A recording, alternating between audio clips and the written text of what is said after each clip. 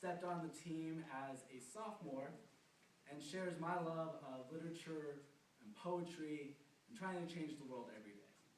It's Haleighs for all.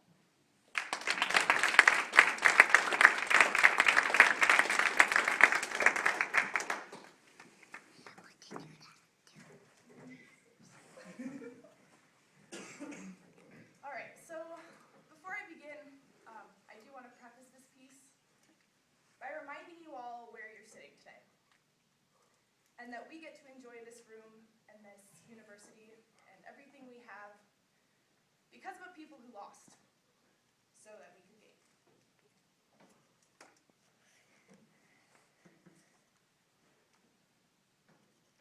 So I've been asked to talk a little bit today about my relationship with the Lakota.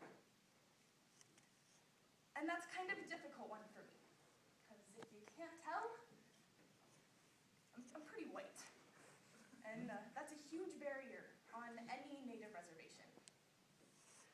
On Pine Ridge, I'm known as Washichu. Now, Washichu is a Lakota term that means non-Indian. But another version of this word is he who takes the best meat for himself. It means greedy. And that's kind of what I want to focus on today. 1890. Was the year of the Wounded Knee Massacre. On December 29th, U.S. troops surrounded a Sioux encampment and massacred Chief Bigfoot and 300 prisoners of war, using a new rapid-fire weapon that fired exploding shells, called a Haleighs gun.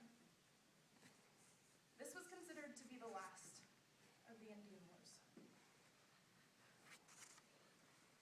I Don't Know More is a growing movement of Native Americans in Canada and the United States aimed at raising awareness for sovereignty of Native lands and environmental protection of those lands.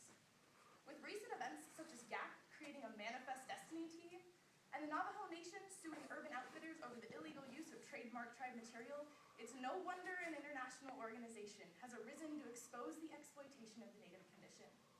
With pieces Take Back the Black Hills by Aaron Huey, In the Shadow of Wounded Knee by Alexandra Fuller, and A Life in the City, Chicago by Merwin Garbarino. Silent No More, a program to convince you this is a movement worth joining. The holy man Black Elk once said, "I did not know how much had ended.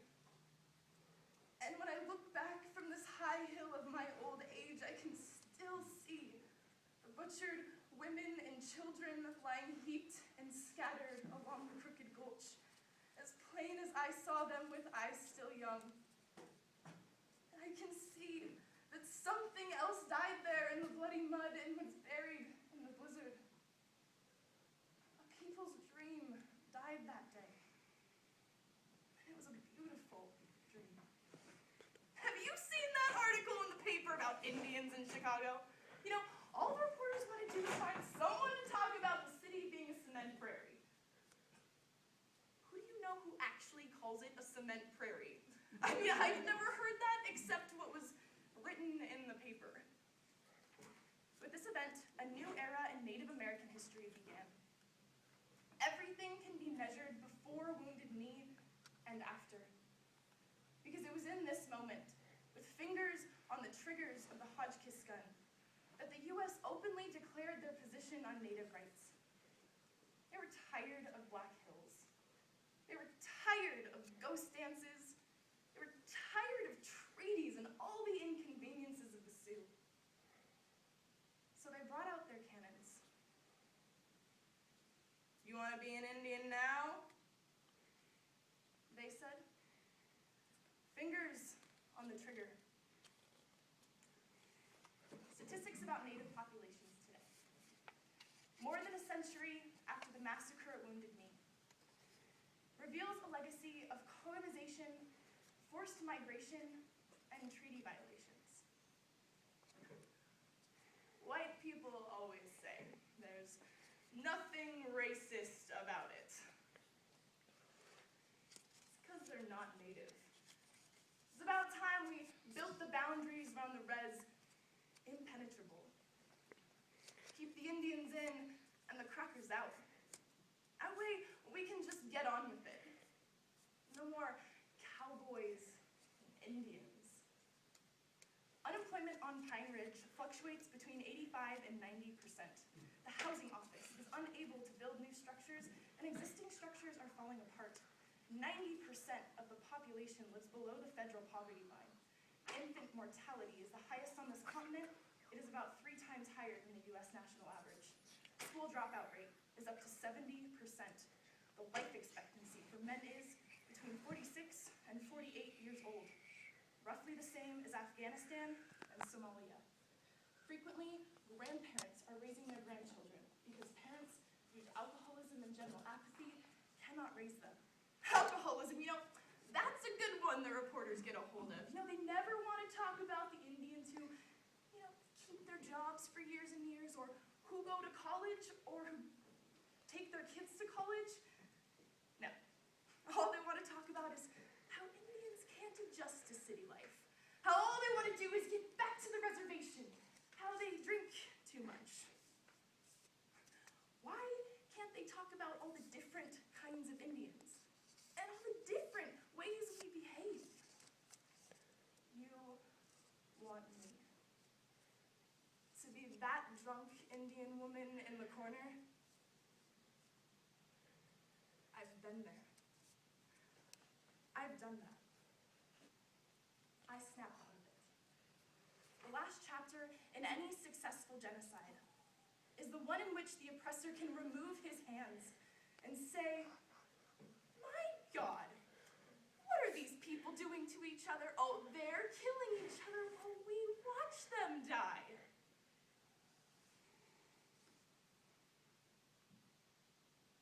This is how we came to own these United States. This is the legacy of manifest destiny. These are the bones left after the best meat has been taken. A long time ago, a series of events was set into motion by a people who look like me. By Washichu, eager to take the land, the water, and the gold in the hills. And this has led to a domino effect that has yet to end. And as removed as we, the dominant society, may feel from a massacre in 1890, or a series of broken treaties 150 years ago, I still have to ask you the question: how should you feel about the statistics of today? Is any of this your responsibility? How much of this history do you need to own, even? Outside the teepee, raised an American flag. Union side down.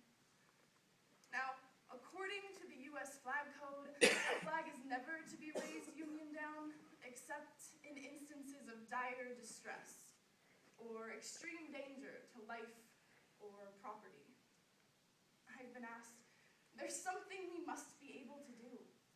Some call to action, because for so long I was content just to be a witness. Because the solution seemed so far in the past, I needed nothing short of a time machine to access them. That's about right. We're in dire distress. But we don't need anyone to come and save the Indian.